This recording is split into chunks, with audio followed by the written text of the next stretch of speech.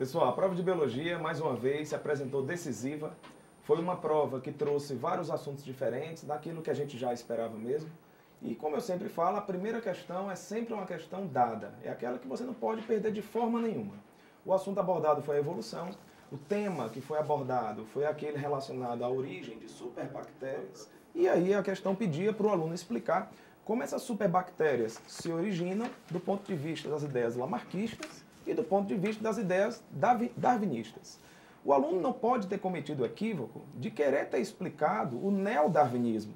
É muito importante que ele tenha falado de maneira clara que, no lamarckismo, essas bactérias foram adquirindo resistência à medida que elas foram tendo contato com esses antibióticos, enquanto que, pela linha do darwinismo, essas bactérias resistentes, no caso super resistentes, elas foram selecionadas ao entrar em contato com essas substâncias que matam esses organismos. Bom, a questão número 2, ela foi uma questão que abordou o sistema digestório de ruminantes e de humanos. Você está vendo aí que a imagem mostra, né, o estômago de ruminante e o estômago de uma pessoa e pede para poder você dizer qual é a parte do estômago de ruminante que equivale ao estômago do humano. Essa região, pessoal, é o abomaso. Tanto é que está escrito coagulador como dica, já que o pH muito baixo faz com que aconteça a desnaturação de proteínas que provoca esse efeito de coagulação. No item B, que é o item mais interessante, foi pedido para explicar por que a vaca ganha peso comendo folhas, já que os humanos, quando comem folhas, mal ganham peso.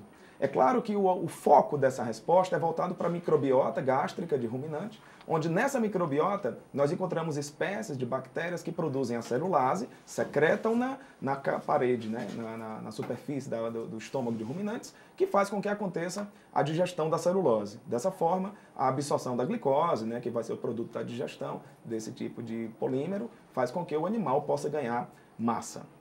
Bom, a questão 3... que foi uma questão que abordou cultura de tecidos vegetais, que abordou um tecido muito importante, que é o meristema, né? Ela pede para você explicar a vantagem de usar células meristemáticas nessa forma de clonagem vegetal. É claro que o objetivo desse item, no caso o item A, é falar que a célula é totipotente, isto é, ela é indiferenciada, capaz de dar origem a qualquer outra célula desse organismo, e é claro que você está vendo isso explicitamente na imagem.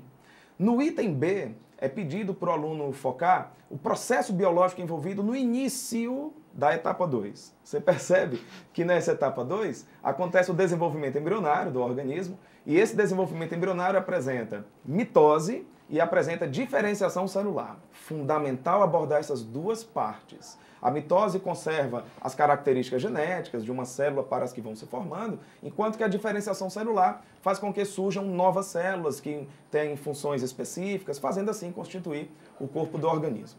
Bom, na questão 4, que é uma questão muito polêmica, a Comperv se inspirou numa questão do vestibular da UERJ, questão que aconteceu no vestibular desse ano, que seleciona alunos para 2013.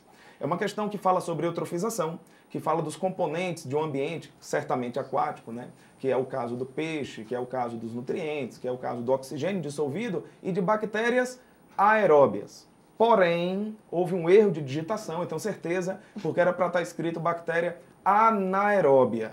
Acreditamos que o item A, que é aquele que pede para você dizer quem é cada componente nesse gráfico aí, 1, 2, 3, 4, ele deverá ser anulado, ou no mínimo revisto, porque realmente deu algum problema aí para os alunos interpretarem de forma correta.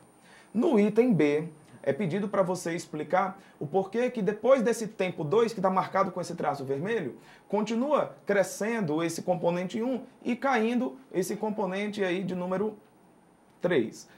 Você tem que dizer que 1 vai aumentando, né, que é o nutriente, vai aumentando por causa do lançamento de esgotos, por causa da morte dos peixes, né, que faz com que esses nutrientes aumentem, e no caso do oxigênio, no peixe, a diminuição da população dele está vinculada à pequena disponibilidade do oxigênio no ambiente, que faz com que esses animais venham a sucumbir, e isso faz com que aconteça a retroalimentação do organismo. Bom, tenho certeza que nossos alunos se saíram muito bem. Essa questão 4 provocou muita dúvida, né, nos alunos de uma maneira em geral. Eu adverti o pessoal da Comperv, mas eles disseram que estava tudo ok, acreditando eu que eles vão interferir de uma outra forma. E a gente tem certeza absoluta que o nosso aluno se deu magnificamente bem. Tá? Parabéns, pessoal.